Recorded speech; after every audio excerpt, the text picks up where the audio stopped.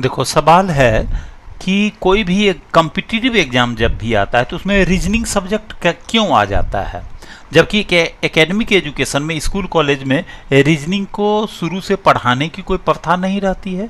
तो इसका सीधा सा आंसर ये है कि आप विषयों को सीखने के दौरान अपने बुद्धि को कितना विकसित कर पाए, क्योंकि विषयों को कोई भी विषय आप पढ़ते हैं तो बुद्धि का प्रयोग करके पढ़ते हैं। तो बुद्धि का प्रयोग करते करते आप व्यवहारिक जीवन में जब आएंगे तो काम करेंगे सिर्फ काम करने के आधार पर कि बुद्धि का प्रयोग करके काम करेंगे। जैसे आप स्टडी ही करते हो तो आप बस एक परंपरा बन गई है कि बस पढ़े जा रहे हैं, किताब लिखे जा रहे हैं, सिर्फ ऐसे पढ़ रहे हैं कि कुछ बुद्धि का प्रयोग भी करते हैं।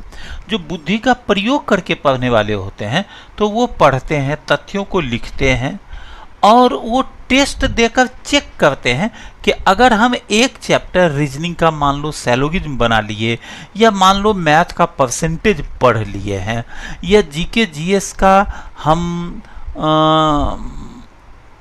अशोक का किंगडम पढ़ लिए हैं, या मुगल साम्राज्य पढ़ लिए हैं, तो उसका टेस्ट देकर देखते हैं कि हमसे कितना क्वेश्चन बनता है।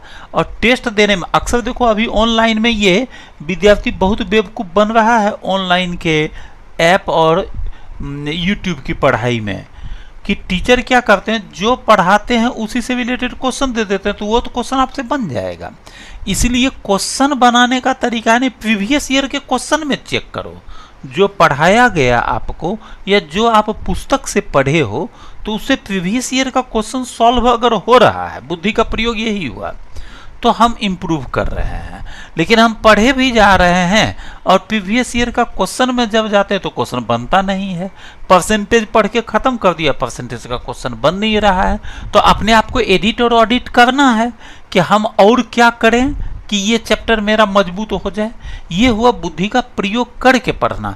तब धीरे धीरे क्या होगा, आप अपने कमियों को दूर करेंगे और कल के डेट में सफल होंगे। तो जब भी किसी ऑर्गेनाइजेशन में जाएंगे आप, तो कोई ऑर्गेनाइजेशन क्या आपको फ्री में पैसा दे रहा है? तुमसे 50 लाख का काम ले रहा है तो तुमको 2 लाख दे रहा है, क्योंकि आप उस ऑर्गेनाइजेशन के कमियों को दूर करिएगा। बुद्धि का ही प्रयोग करके आपको काम आगे भी करना है। इसीलिए अपने बुद्धि का प्रयोग अपने कैरियर के लिए अभी से करना शुरू करो।